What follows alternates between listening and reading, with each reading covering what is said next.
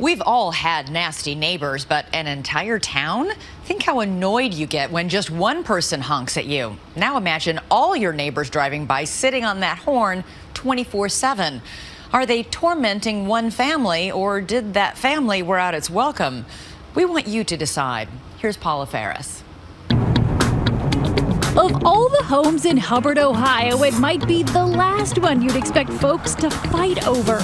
But this vacant house on East Liberty Street is the hottest property since good old Nehemiah Hubbard founded the town 200 years ago. Oh, what a fuss over a little fixer-upper. This all started in 2007 over a simple real estate deal, correct? Right. It was the property next door here. Meet Rick and Cindy Kurlich, longtime Hubbard residents. They say all they wanted was to buy the property next door. The only problem? It wasn't for sale. These folks, John and Marlene Clementi, had inherited half the house. The other half was tied up in court. But Rick Kurlich tried to buy it anyway, even though it had been in the Clementi family for generations. I says, well, you're not getting my land. And I said, that's not right. It's my family since 1922. How could you do that? The Clement family called me up and they told me to take my bid off the table. And if I didn't take my bid off the table, we'd be bitter enemies for life. Rick never got the house, but he says he's still paying for what he did. As the town fire chief, Clementi had lots of friends, and suddenly Rick and Cindy say it seemed like every single one of them was driving by honking the horn, and it wasn't to say hello.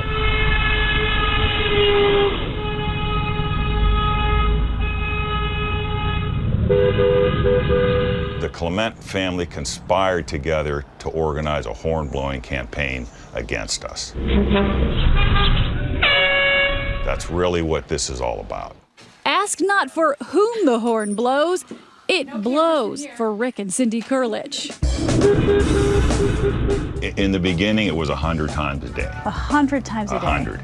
So they began planning their payback. Their house now bristles with expensive surveillance cameras. As we were looking them over, just watch what happened. The last camera is down here on the tree. Okay.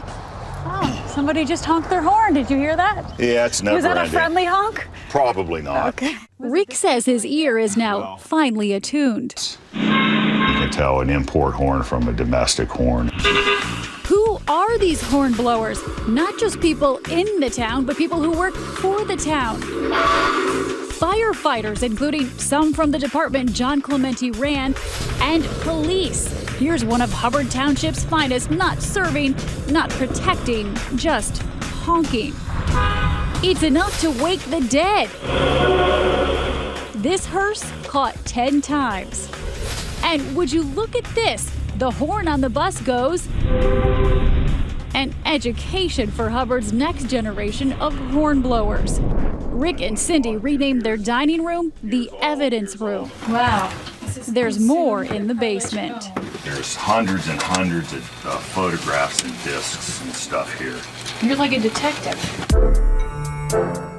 So when did people start blowing the horns? Were you recruiting people, telling them to get this guy out of town? That's what he tells everybody.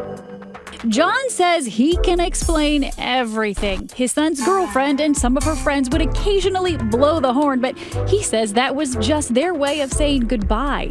When they would leave the house, the girls would toot the horn just to let them know they're leaving. A little toot? Yeah, Rick says, like this car leaving the Clementi's driveway at 4 in the morning. Does the city of Hubbard have a horn blowing epidemic? An epidemic? No. We do have a problem in one particular area. We patrolled around town with the police chief, Jim Tafe. At some point, people began blowing horns, but it became clear at another point that on occasion it was used to harass the person that lived there. Kurlich began taking horn blowers to court. He says he got orders of protection against more than a dozen people, and he didn't stop there. He started suing. Somebody beeps, Rick sues. Beep, sue. At the Trumbull County Courthouse, the legal paperwork is piling up. Rick is now suing no fewer than 40 alleged hornblowers, including the Clementis. This isn't my job, and I don't want to do this, and I'm sad that I have to. Kurlich versus everybody. It seems like the town of Hubbard is against the Kurliches, and everybody's in on it now. Why wouldn't you be against him? If you beep your horn one time, he'll take you to court. Just a regular beep. Does the city of Hubbard want the Kurliches to leave?